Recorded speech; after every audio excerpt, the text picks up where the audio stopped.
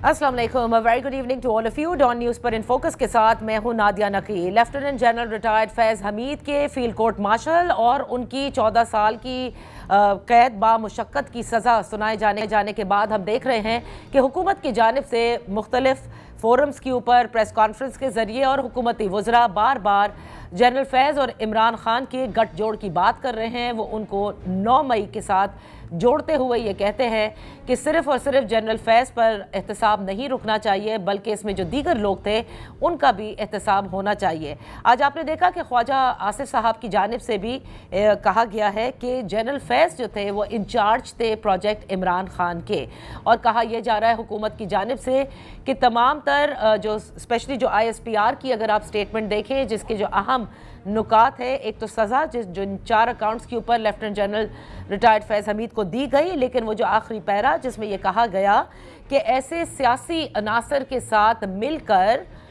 जो अदम इस्तेहकाम या इंतशार फैलाया गया, उन मामलात को भी देखा जा रहा है। अब इस पर कई सवाल उठ रहे हैं कि किस किस्म के देखा जा रहा है। क्या जैसे आज ख्वाजा आसिफ ने कहा है कि बहुत उनके सबूत मिल रहे हैं और बहुत जल्द जो है वो इसके ख़िलाफ़ भी कानून के तहत जल्द केस जो है वो स्टार्ट किया जाएगा। आया ये भी कोई एक मिलिट्री ट्रायल होगा? फिर जिस सियासी अनासर के साथ अगर साबित होता है तो उस सियासी अनासर का क्या होगा? और हुकूमत के मुताबिक वो सियासी लोग जिनके साथ मिल कर के प्लानिंग हुई वो इमरान खान हैं, तो क्या उनका ट्रायल जो है वो मिलिट्री कोर्ट में होगा? ये बहुत सारे सवाल हैं। और फिर जो सज़ा ऑलरेडी सुना दी गई है उसके हवाले से भी मुख्तलिफ बातें की जा रही हैं कि क्या वो अपील का हक़ रखते हैं, वो कहाँ जाएंगे। तो ये जो तमाम तर तकनीकी इस वक्त बात हैं यानी लीगल, इस पर बात करने के लिए हमारे साथ सीनियर वकील और कानून दान मौजूद हैं, कर्नल रिटायर्ड इनामुर रहीम साहब। बेहद शुक्रिया फॉर जॉइनिंग अस। कर्नल साहब, पहले तो ये बताइएगा कि जो एक बेसिक सवाल सब पूछ रहे हैं कि जनरल फैज़ को ये सज़ा तो हो गई और कहा गया कि इसका जो इत्तलाक है वो 11 दिसंबर से होगा, तो जो 15 माह का फील्ड कोर्ट मार्शल की जो प्रोसीडिंग्स रहीं और वो उनकी कस्टडी में थे, उसका क्या होता है? क्या वो इस सज़ा में शामिल होगी या 14 साल 11 दिसंबर ऑनवर्ड स्टार्ट होगी? और दूसरा, इस फैसले के ख़िलाफ़ जो जनरल फैज़ हैं वो अपील का हक़ कि डायरेक्टली हाई कोर्ट में जाएगा या किस तरह से ये आगे प्रोसीड करता है? अस्सलाम वालेकुम। वालेकुम अस्सलाम। मैं थोड़ी सी वजाहत कर दूं कि जो आर्मी कोर्ट के अंदर जब डिसीजन अनाउंस होता है तो जिस दिन वो डिसीजन साइन हो जाता है उस दिन से सजा का इतलाक होता है। अब वो जो period already spent in custody है, जिसको हम कहते हैं आमतौर पे कि मुल्जम को बेनिफिट ऑफ 382 भी मिलना चाहिए। ये एक सेक्शन है सिविल का, सेक्शन 382B। इसके तहत हर कैदी को हक हासिल है, चाहे वो सिविलियन है, सिविल में उसका ट्रायल हुआ है या आर्मी में हुआ है, कि वो अपना पीरियड ऑफ जो कस्टडी है ट्रायल से पहले है वो उसको रिमिट किया जाता है, उसमें से निकाला जाता है। लेकिन आर्मी के अंदर तरीकाकार ये है कि आर्मी में जब सजा सुनाई जाती है, क्योंकि ये जो इनके जुराइम थे, अगर इनके जुराइम की सजा उम्र कैद थी तो अदालत देखती है कि अगर सजा उम्र कैद है जो कि 25 साल है, तो वो 25 साल की बजाय इसको कम अगर किया जाए तो अदालत उस दौरान वो period already spent in custody को उसमें से निकाल देती है। और लिख दिया जाता है कि वाइल अवार्डिंग दिस सेंटेंस की, जो हमने 14 साल इनको दिए हैं, इनके बनते तो ज्यादा थे मगर हमने इनको 14 साल इसलिए दिए हैं कि 15 माह ये कस्टडी के अंदर रहे हैं और वो पीरियड इसमें से निकल जाता है। और जाहिर है वो सजा सुनाते वक्त ये बाकायदा प्रेसिडेंट FGCM जो अपना नोट लिखते हैं कि period already spent in custody has been considered and there after this sentence has been recorded. वो सेंटेंस फिर रिकॉर्ड हो जाती है, कंफर्म हो जाती है और अनाउंस हो जाती है। ये एक तरीका कार है, वो पीरियड शामिल है इसके अंदर जो पहले गुजार चुके हैं ये। अच्छा। दूसरी बात है राइट ऑफ अपील का। जी। आर्मी के अंदर भी राइट ऑफ अपील है और उसका तरीका कार ये है कि जब भी कोई भी मिलिट्री कन्विक्ट जिसको सजा अनाउंस होती है, उस मुजरम को सजा अनाउंस होने के बाद एक फॉर्मेट ऑफ अपील दिया जाता है, एक डॉक्यूमेंट होता है, ठीक है, जिसके ऊपर लिखा होता है the format of appeal address to registrar court of appeals के नाम पे होता है डायरेक्ट। उसके अंदर मुल्जम के नाम, पता, उसके जुराइम की तफसील और सजा लिखी होती है। अब ये मुल्जम को या मुजरम, अब तो वो मुजरम है, उनको हक हासिल है कि 40 दिन के अंदर वो अपील दायर करें। ठीक है, वो 40 दिन के अंदर अपील दायर करते हैं اور اس دوران پھر ان کو سماعت کا حق دیا جاتا ہے اور نئی کورٹ آف اپیل کنسٹیٹیوٹ کی جاتی ہے. تو سر جو آرمی کورٹ آف اپیل ہے، آپ نے کہا کہ 40 ڈیز میں اپیل کر سکتے ہیں، اور اس کے بعد پھر ایک اور کورٹ کانسٹیٹیوٹ ہوتی ہے. تو کورٹ کانسٹیٹیوٹ ہونے میں کوئی ٹائم لائن دی گئی ہے یا اپنی سوال؟ نہیں، کوئی وہ جیسے آپ اپیل دائر کریں گے تو اس کے بعد ان کے کونسل پہ وہ ریکارڈ کی ایکسیس مانگیں گے کہ ہمیں اس کا مقدمے کا جو ریکارڈ ہے وہ دیا جائے یا اس تک ایکسیس دی جائے. ٹھیک. تو اس کے بعد ان کو ایکسیس دی جائے گی اور وہ پھر گراؤنڈز آف اپیل تیار کریں گے اور گراؤنڈز آف اپیل لکھ کر وہ جمع کروائیں گے کہ یہ ہماری گراؤنڈز اپیل ہے. اس کے بعد کورٹ جو ہے وہ اس وقت بھی اسٹینڈنگ کورٹس آف اپیل موجود ہیں ملک کے اندر. راولپنڈی میں بھی کورٹ آف اپیل ہے، پشاور میں بھی کورٹ آف اپیل ہے، اسی طرح کوئٹہ اور کراچی میں بھی کورٹ آف اپیل ہے. تو کسی بھی ایک کورٹ آف اپیل کو وہ کیس تفویض ہو جاتا ہے اور وہاں پر پھر اس کی سماعت ہوتی ہے. اچھا، آپ نے کہا کہ اس میں یہ بھی ہو سکتا ہے کہ معافی بھی مل سکتی ہے، سزا اس طرح سے رہ بھی سکتی ہے. تو ہم نے تو یہ سنا تھا کہ معافی کی جو گنجائش ہے، جو کمپیٹنٹ اتھارٹی جو معاف کر سکتی ہے ایک سزا کو، وہ صرف اور صرف lies with the army chief, اور اس کیس کے اندر CDF فیلڈ مارشل کے پاس ہے. نہیں، ان کے پاس تو انہیرنٹ پاور ہے. آرمی چیف جو تینوں سروسز چیف ہے نا، تینوں سروسز چیف کے پاس یہ اختیار اصل ہے کہ کسی بھی کورٹ مارشل کی کاروائی کی سزا وہ سب ریمٹ کر سکتے ہیں، معاف کر سکتے ہیں. لیکن جو کورٹ آف اپیل ہے، کورٹ آف اپیل میں بھی جانے کا یہی مقصد ہے. کورٹ آف اپیل ہے دی انارمس پاورز. وہ سزا معاف بھی کر سکتی ہے، سزا کم بھی کر سکتی ہے، سزا سبسٹیچیوٹ کر سکتی ہے، کوئی اور سزا ریکمینڈ کر دے مثال کے طور پہ جو کتاب میں دی ہوئی ہے، اور اس کو سزا بڑھانے کا اختیار بھی اصل ہے. تو کرنل صاحب پھر مجھے یہ بتائیے گا کہ دو چیزیں اس میں پوچھیں، کیونکہ جو سزا دی گئی اور جن 4 اکاؤنٹس پہ دی گئی اس میں آفیشل سیکرٹ ایکٹس کی خلاف ورزی، تو کیا یہ کبھی پتہ چلتا ہے، یعنی ان دا پبلک ڈومین آتا ہے کہ what were the official secrets, مطلب یعنی وہ کون سے آفیشل سیکرٹس یا کس کے ساتھ شیئر کیے گئے اور پھر اس سے کیا نقصان ہوا؟ یہ سب سامنے آیا ہے اس پرٹیکولر کیس میں جنرل فیض کے؟ اس میں جو میرے نالج میں ہے، اصل میں تھوڑا سیکرٹ ایکٹ کوئی وضاحت کر دوں. سیکرٹ ایکٹ کے لیے یہ ضروری نہیں ہے کہ آپ کوئی چیز شیئر کریں کسی کے ساتھ. پہلی بات تو یہ ہے. ایک information which I am not supposed to keep with me. سارے کے سارے جو آرمی کے ایکٹس ہیں they all are classified, they all are secret. یہ آپ اپنے پاس نہیں رکھ سکتے.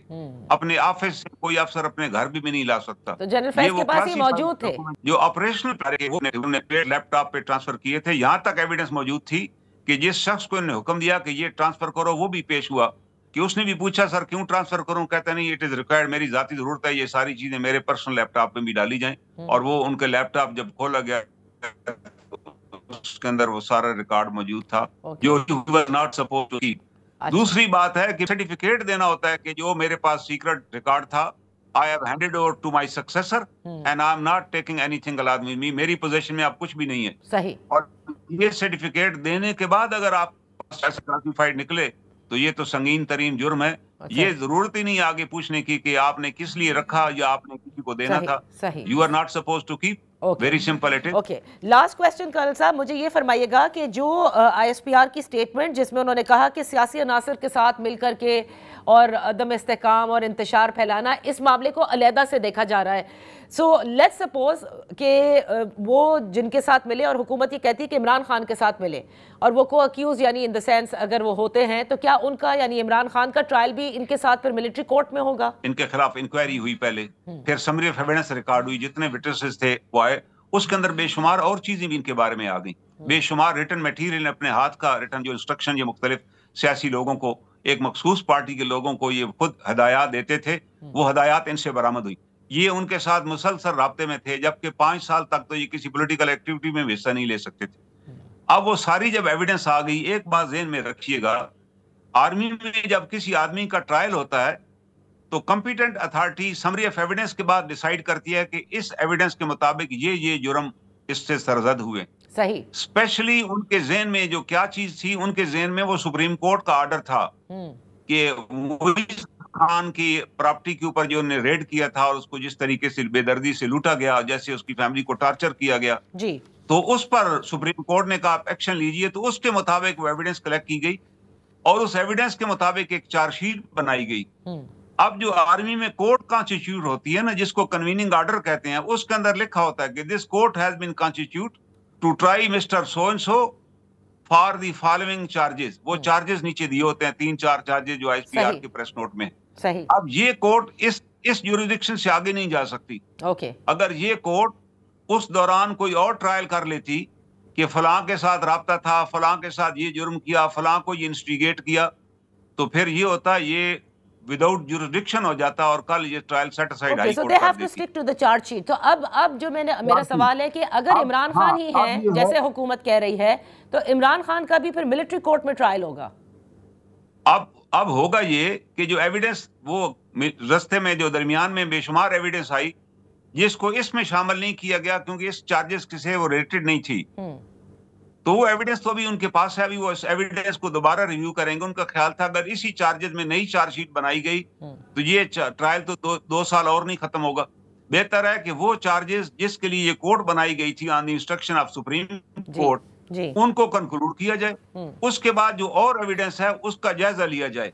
अगर कोई ऐसी एविडेंस हुई जिसमें ये साबित हो गया कि they were in league of somebody or somebody else was in league with him to destabilize the government or to create dissatisfaction against the military command, so automatically it will come within the purview of Army Act। ये किसी को बगावत पर उकसाना, किसी के अंदर dissatisfaction command के खिलाफ पहुंचाना, फिर automatically anyone who becomes subject वो उसके अंदर अट्रैक्ट हो जाएगा। तो नेचुरली फिर इनका ट्रायल उसी में हो सकता है। आर्मी के पास फिर इख्तियारात हैं। If the evidence available, वो तो value of evidence देखनी पड़ेगी कि whether that evidence connects anyone with this offense। अगर connect करेगी तो naturally the competent authority has the power to convene another court martial। बहुत बहुत शुक्रिया कर्नल इनाम साहब for being with us on the show। इसी के साथ वक्त हुआ है एक ब्रेक का। Welcome back. Pakistan peoples party ने भी जनरल फैज़ के जो फील्ड कोर्ट मार्शल का डिसीजन है उसको वेलकम किया है और इसके हवाले से और भी मजीद बातें बिलावल भुट्टो जरदारी साहब ने कही हैं। इस पर बात करते हैं। इन फोकस हैं पाकिस्तान पीपल्स पार्टी की सीनियर रहनुमा शाजिया मरी साहिबा, मेंबर कौमी assembly. Thank you so much for joining us.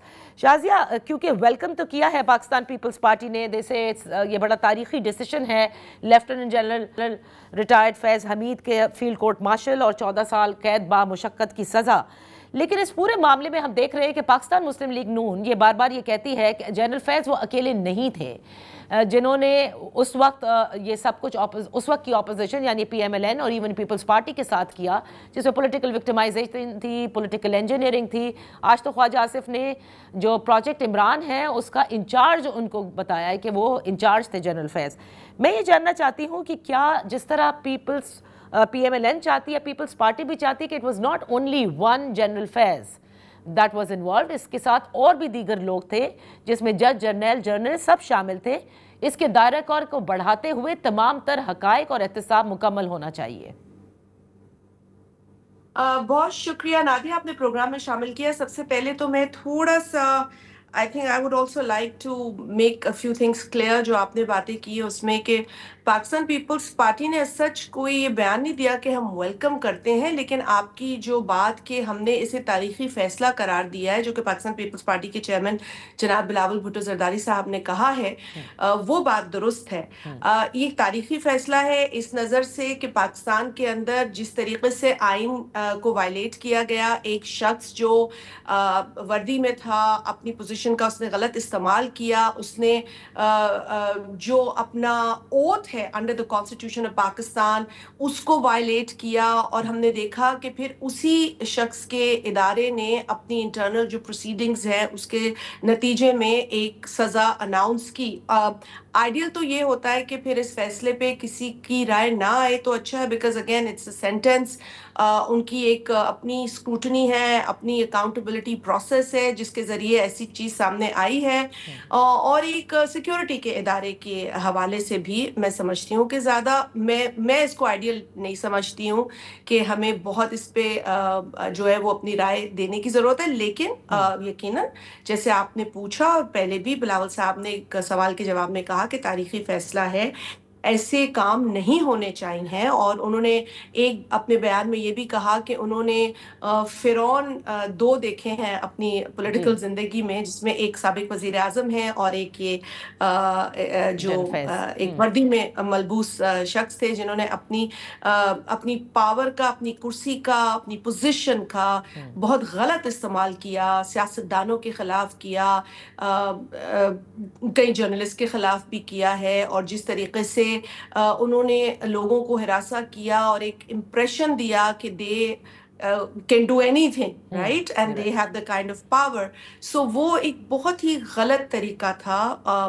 کئی ان کے اوپر ایسے چارجز ہیں جو کرمنل نیچر کے ہیں, جس پر بھی بلاول صاحب نے کہا کہ مزید پروسیڈنگز جو ہیں وہ چلیں گی اور باقی چیزیں سامنے آئیں گی. اگر اس پورے دورانیے کے اندر اور اشخاص, لوگوں کے نام آتے ہیں جو اس میں ملوث ہیں, چاہے ان کا تعلق کسی بھی پروفیشن سے ہو, تو میرا یہ خیال ہے کہ بالکل ان پر بھی یہ کارروائی ہونی چاہیے. کیوں نہیں ہونی چاہیے؟ مطلب اگر کوئی ان کا فیسیلیٹیٹر ہے, کوئی ابیٹر ہے, تو وہ بھی اتنا ہی ذمہ دار ہے, یعنی قانون سے کوئی بالاتر نہیں ہے جتنا کہ یہ شخص ذمہ دار ہے. اور ایک ایگزامپل سیٹ ہونا چاہیے. انف از انف. آئین کے ساتھ کھلواڑ ایک عرصے سے ہم دیکھ رہے ہیں. شہید ذوالفقار علی بھٹو کی شہادت, ان کی پھانسی سے لے کر آج تک جس طریقے سے آئین کو وائلیٹ کیا گیا ہے, 50 برس کے بعد ہمیں انہی عدالتوں سے, اسی عدالت سے یہ فیصلہ سننے کو ملا کہ شہید ذوالفقار علی بھٹو کی جو ٹرائل تھی وہ فیئر نہیں تھی. He did not get a fair trial.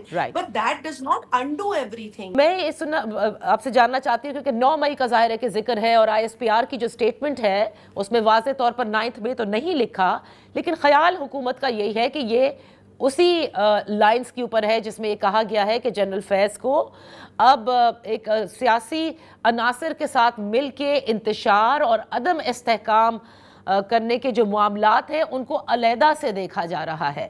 سو کیا پیپلز پارٹی بھی سمجھتی ہے کہ عمران خان اور جنرل فیض کا جو بھی گٹھ جوڑ تھا اس کی اکاؤنٹیبلٹی ہونی چاہیے؟ آپ نے جس شخص کی بات کی کہ اس کا فارمر پرائم منسٹر کے ساتھ گٹھ جوڑ تھا, بالکل اس میں کوئی ڈھکی چھپی تو بات نہیں ہے. یہ تو it's like written on walls. ہمیں تو سب کو پتا ہے کہ کس طریقے سے ان کی ایک ایسوسیشن تھی. اس ایسوسیشن کی بنا پر ہی فارمر پرائم منسٹر جو تھے وہ ہر سیاستدان کو, اپنے سیاسی مخالف کو دھمکیاں دیتے تھے. وہ تو جیلوں میں بھیج رہے تھے, وہ تو اذیت دے رہے تھے, رلا رہے تھے, چیخیں نکلوا رہے تھے, اے سی کھینچ رہے تھے, چھین رہے تھے, پتہ نہیں کیا کیا.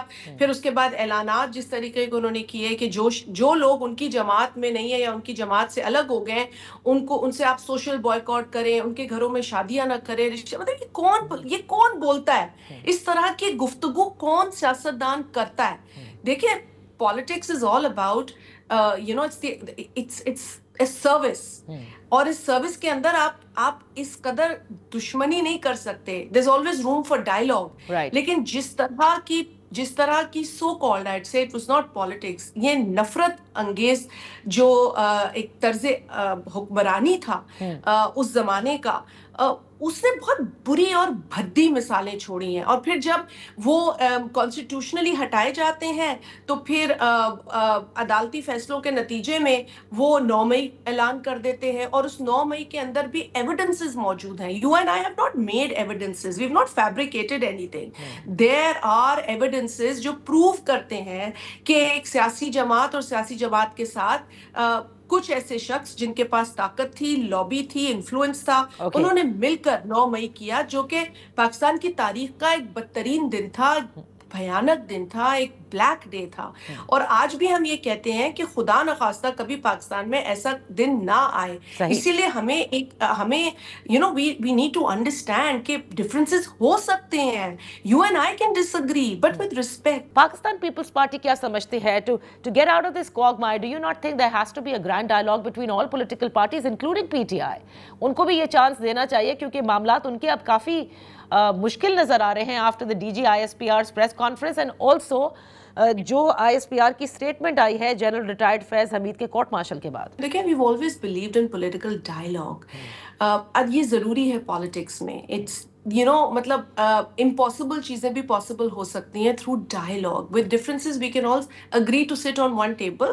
ہم لڑ بھی سکتے ہیں, بحث بھی کر سکتے ہیں, سنگین بحث بھی کر سکتے ہیں, ایک دوسرے کو کنونس کرنے کی کوشش بھی کر سکتے ہیں. یہ سب ملک کے لیے ہم کر سکتے ہیں اور ہمیں کرنا چاہیے.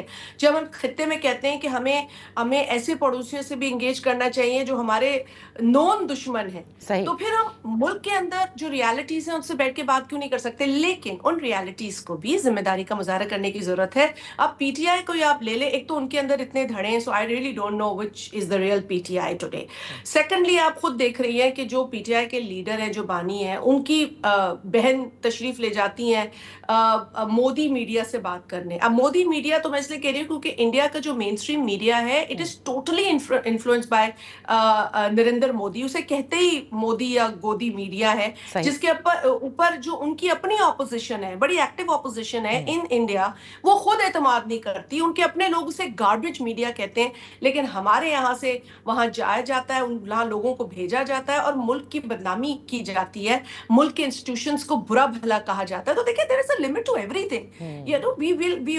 We all at some point have been against each other politically, ideologically, historically, but کبھی اس نہج پر ہم نہیں گئے کہ ملک کو بدنام کریں, فورن میڈیا پہ بیٹھ کر ملک کے انسٹیٹیوشنز کو گالیاں بکیں, ملک کے اندر انتشار پھیلائیں, نفرت پھیلائیں. So I think there is a limit to everything. If any political party wants space تو ان کو politically لینی ہوگی, militancy کے ذریعے ان کو space نہیں مل سکتی. تو کیا میں یہ سمجھوں کہ پیپلز پارٹی ابھی تیار نہیں ہے اس وقت تحریک انصاف سے بات کرنے کے لیے؟ اگر وہ چاہیں تحریک انصاف کو میرا خیال ہے پولیٹیکل ایٹیٹیوڈ دکھانا پڑے گا. Peoples Party has never said کہ ہم ڈائلاگ نہیں کریں گے.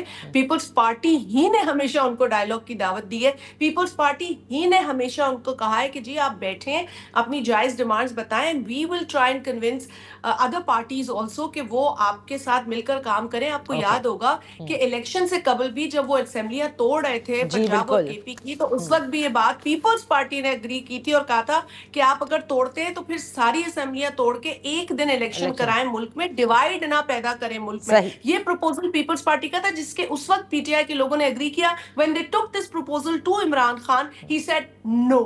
so اگر آپ نو کریں گے ہر چیز کے اوپر تو کس سے ڈائلاگ کریں؟ بہت بہت شکریہ شازیہ مری صاحبہ for being with us on the show. یہاں وقت ہوا ہے ایک بریک کا. ان فوکس ہے ڈاکٹر حفیظ پاشا, ماہر معاشیات. بہت شکریہ فار جوائننگ اس ڈاکٹر صاحب. آئی ایم ایف نے جو $7 ارب کے EFF پروگرام کے تحت حکومت پر نئی شرائط عائد کی ہیں, اس میں سے پہلے بھی ہم نے شرائط مکمل نہیں کی تھی. کیا آپ کو لگتا ہے کہ لاسٹ ٹائم جب ہماری آپ سے گفتگو ہوئی تھی تو جو گورننس کی اور کرپشن کے حوالے سے اسیسمنٹ رپورٹ تھی, اب آئی ایم ایف چاہتا ہے کہ پاکستان جن چیزوں کی نشاندہی کی گئی تھی اب حکومت ان پر عمل درآمد کرے اور بہت سارے جو لوپ ہولز ہیں ان کو کسی طرح سے اب کم کیا جائے. بسم اللہ الرحمن الرحیم. دراصل پہلی دفعہ ہمارے 25ویں پروگرام میں آئی ایم ایف کے ساتھ ایک ایسی کوشش کی گئی ہے جو عام طور پہ جو معاشی ریفارم وغیرہ کی بات ہوتی ہے, exchange rate, tax rate, interest rate وغیرہ, اس سے ہٹ کے آئی ایم ایف نے اب سسٹم میں جو اسٹرکچرل پرابلمس ہیں ان پر انہوں نے غور کیا ہے اور اس پر ایک ماشاءاللہ بہت ہی کمپریہنسو اور کرٹیکل رپورٹ تیار کی گئی تھی. کچھ دن پہلے وہ ریلیز ہوئی ہے اور اب اس کو کچھ حد تک انہوں نے جو اس میں 15 ریفارم سجیسٹ کیے گئے تھے ان میں سے کافی ان کو لے کر اب ان کو اسٹرکچرل بینچ مارکس میں لے آئی ہے آنے والے ریویوز کے لیے. اس کے معنی یہ ہے کہ ایکسپیکٹیشن یہ ہے کہ Pakistan will implement these structural benchmarks, اور اگر نہیں کر پاتا ہے تو بورڈ پہ ڈیپینڈ کرے گا کہ وہ پیسے پاکستان کو اگلا انسٹالمنٹ دیتے ہیں یا نہیں. تو یہ بہت بڑا سٹیپ فارورڈ ہے اور اب آپ دیکھیے کہ کیا ہوتا ہے اگلے 6 مہینے کے اندر. انشاءاللہ ہم امید ہے کہ پاکستان میں انفیکٹ ہو سکتا ہے کہ اس سے ترقی کی رفتار میں کوئی تیزی ضرور آئے. سو یہ تو بڑی انٹرسٹنگ بات ہے کہ اس مرتبہ اسٹرکچرل ریفارمز کے لیے جو بینچ مارک سیٹ کیے گئے ہیں اور اس سے آپ کہتے ہیں کہ آپ کا ریویو جو ہے اس میں بھی ان تمام چیزوں پر अमल दरामद जो है वो देखा जाएगा। सो दिस इज़ समथिंग, मेरे ख्याल से सर दुनिया में तो कहीं IMF ने ऐसा नहीं किया होगा जो हमारे साथ हम इतने सारे प्रोग्राम्स के बाद वो हमारी इस हद तक मदद कर रहे हैं। तो जो शुगर सेक्टर की बात की गई और कहा गया कि इसको डीरेगुलेट करना है, वन ऑफ द कंडीशंस जो इन्होंने इस मरतबा जिस पर जोर दिया है, तो क्या समझा जाए जो हर साल हम देखते हैं कि शुगर माफिया या शुगर कार्टेल्स जो हैं वो एक्सपोर्ट करके भी पैसा बनाते हैं, मुल्क में फिर चीनी की प्राइस जो है वो भी एकदम बढ़ाकर मुनाफा कमाते हैं। कम से कम इससे अब हम बचेंगे, या आप समझते हैं the mafia is so entrenched in the system कि वो अपना मुनाफा उसे पता है कि किस तरह से कमाना है? देखिए, ये बहुत अहम सवाल है। ये एक एग्जाम्पल है कि हमारे अशरफिया जो हैं पाकिस्तान के किस तरह अपना फ़ायदा उठाते हैं। ऐसे कुछ और एग्जाम्पल्स भी दिए गए थे रिपोर्ट में। अब शुगर का मसला ये है कि पाकिस्तान ने जो IMF ने जिसका जिक्र नहीं किया, मगर रियलिटी ये है कि पाकिस्तान को शुगर के ये जो प्रोड्यूस करते हैं उनको बेतहाशा प्रोटेक्शन दिया गया है। वो उसके माने क्या है? उसके माने ये है कि duty, both normal and regulatory duty लगाई गई है 20% से भी ज़्यादा चीनी के दरामदात पर। तो यहाँ कीमतें नेचुरली ज़्यादा हैं और अब ये है देखना है कि कीमतें आगे चलकर चीनी की क्या होती हैं। तो प्रोटेक्शन तो उनको पहले से ही मिली है, और जब प्रोडक्शन कुछ गुंजाइश होती है इंटरनेशनल प्राइस के लिहाज से तो फिर वो एक्सपोर्ट भी करने की कोशिश करते हैं। देखिए, चीनी एक बेसिक फूड आइटम है, इस पर बहुत गहरी नज़र रखना चाहिए हुकूमत को, और ऐसा ना होने देना चाहिए कि कीमत में नुमाया तौर पर इजाफा होता जाता रहे। अभी भी आप देखिए कि कीमत काफ़ी ऊंची लेवल पर मौजूद है। जी बिल्कुल बिल्कुल, आप दुरुस्त कह रहे हैं डॉक्टर हफीज पाशा। यहाँ वक्त हुआ है एक ब्रेक का। ब्रेक के बाद हम अपनी गुफ्तगू जारी रखेंगे। Welcome back. इन फोकस है डॉक्टर हफीज पाशा, माहिर माशियात। गंदम की सपोर्ट प्राइस का भी जिक्र है जो IMF ने इस मरतबा हुकूमत से कहा है, लेकिन आपको लगता है कि ये इतना आसान होगा? क्योंकि हमारे फार्मर्स जो हैं, जो ग्रोअर्स हैं, वो भी इस सपोर्ट प्राइस के आदी हैं, और इस सपोर्ट प्राइस के ऊपर हमने देखा है कि विद इन द मतलब in different provinces different support prices होती हैं और इस पर काफ़ी शोर शराबा भी होता है। देखिए, ये बहुत ज़रूरी इक़दाम है, बात में से है। बात दरअसल ये है कि हमारा किसान जो है वो इस बात से परेशान रहता है कि आने वाले सीजन में कीमतें क्या होंगी हार्वेस्टिंग के बाद। अब आपने ये देखा पिछले मर्तबा जब आपने ये प्रोक्योरमेंट प्राइस को विड्रॉ किया तो उसका हशर ये हुआ कि जो फार्मर्स ने अच्छी खासी बूस्ट की थी प्रोडक्शन को, उनको अपनी कीमतें गिराना पड़े, और हैरत अंगेज अंदाज में गिराना पड़ा। 37% गिराना पड़ा। 37%। Oh my God। और उनके आमदनी में हमारा अंदाजा ये है कि 8 से 900 अरब की कमी आई एक साल में। अब खतरा एक नया मौजूद हो गया है कि अगर आप कीमत मुनासिब पहले से ही अनाउंस नहीं करते हैं तो किसान हमारे जो हैं वो गंदम से हटना शुरू हो जाएंगे। सही। और इसके नतीजे में जो सबसे एसेंशियल आइटम हमारे फूड बास्केट में आटा, उसकी कमी शुरू हो जाएगी, और उससे बहुत ज़्यादा कीमतों में इजाफा होने के बाद गुर्बत में भी इजाफा होना शुरू हो जाएगा। IMF के मैं डिसएग्री करता हूँ स्ट्रांगली। ये procurement support price mechanism Pakistan के पिछले 20-25 साल से चल रहा है। कम से कम ये तो है कि जब हम हुकूमत में थे तो हमने शुरू किया था लेट 90s में, और उसके नतीजे में खुशखबरी ये थी कि 2000 तक हम खुद कफील हो गए थे वीट कल्टीवेशन में। बिल्कुल। तो इसलिए ये बहुत ज़रूरी। एक और बात कहता चलूँ इस सिलसिले में आपके ज़रिए शोबे के बारे में, कि उन्होंने एक और बहुत सरसर गलत बात कही है। और वो है कि फर्टिलाइजर और पेस्टिसाइड पर एक्साइज ड्यूटी लगा दें। I was just coming to that कि एक एग्री बेस्ड इकोनॉमी अगर हम कहते हैं तो हम फार्मर्स को इस तरह से डिस्करेज कर रहे हैं। not only discourage your pricing out.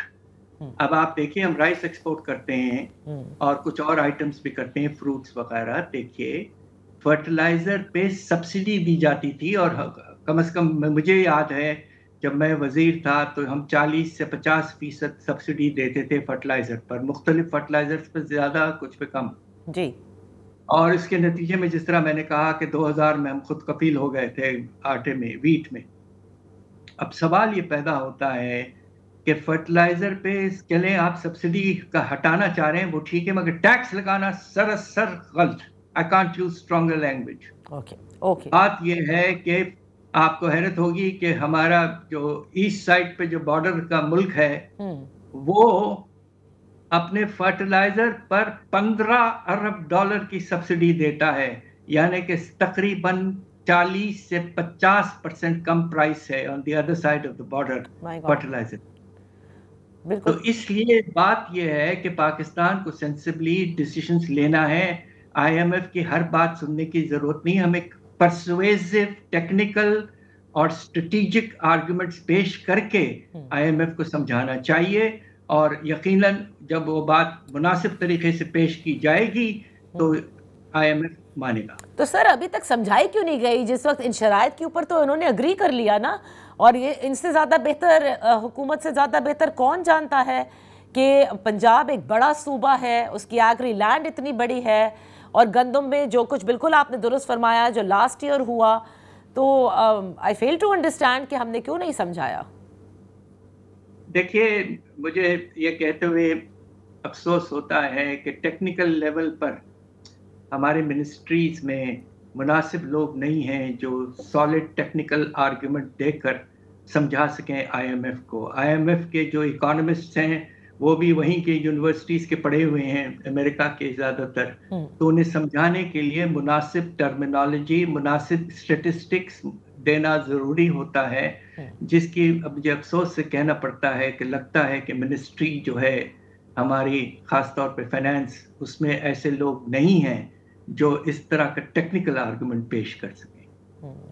تو ڈاکٹر صاحب اب اوور آل جو آئی ایم ایف اس وقت کروانا چاہ رہا ہے پاکستان سے, لیٹس سپوز کہ ہم نہیں کرنے میں کامیاب ہوتے, کیونکہ ابھی تو وقت کم ہے, لیکن آپ مجھ سے زیادہ بہتر جانتے ہیں کہ کتنے ساری چیزیں وہ کروانا چاہ رہا ہے. وہ جو 15 ریفارمز کا انہوں نے اپنی رپورٹ میں ذکر کیا, اور جن شرائط پہ ہم نے اگری کیا ہے یا ہم پر دباؤ ڈالا گیا ہے, تو کیا سمجھا جائے؟ پاکستان کی معیشت کو تو نقصان ہونا ہی ہونا ہے اگر وہ اسٹرکچرل ریفارم نہیں کرتی, لیکن کیا آئی ایم ایف پھر اپنا کنٹینیو کرتا ہے پروگرام ہمارے ساتھ؟ کیونکہ I don't think so this is going to be the last programme if I'm not ناٹ مسٹیکن. دیکھیے اس وقت تو اسی پروگرام کا ذکر کر لیں تو بہتر ہے, اس لیے کہ پاکستان نے تو تقریباً ارجنٹینا کے بعد ایک ورلڈ ریکارڈ سیٹ کیا ہے, سب سے زیادہ آئی ایم ایف پروگرامز 24واں 25 پہ گزر رہے ہیں. جی, بات دراصل یہ ہے کہ پاکستان پر اب یہ ضروری ہے کہ آئی ایم ایف نے دیکھ لیا کہ پاکستان ایک طرح سے ایک عادت سی بن گئی ہے پاکستان کو, کہ جب تھوڑے سے پیسے آ جاتے ہیں تو ان کو تیزی سے خرچ کر کے پھر سے کرائسس میں پاکستان چلے جاتا ہے 2-3 سال کے پیریڈ میں. جی, تو اس لیے آئی ایم ایف نے مناسب طریقے سے اسٹرکچرل ریفارمز کا ذکر کیا ہے, اور پاکستان کو آہستہ آہستہ اپنے اسٹرکچرل ریفارم سے ایک کوشش یہ کرنی چاہیے کہ ہم ایک ایکسٹرنلی جو ولنریبلٹی ہے ہماری وہ کم ہو جائے مسلسل, اور اس میں 2-3 چیزوں کی بہت سخت ضرورت ہے. میں پھر سے ذکر کر دوں, export led growth, export led growth, یہ بیسک نیسیسٹی ہے for Pakistan to become independent of international agencies and other loans. بہت بہت شکریہ doctor Hafeez Pasha for being with us on the show. اسی کے ساتھ پروگرام کا وقت ختم ہوتا ہے, اجازت دیجیے, اللہ حافظ.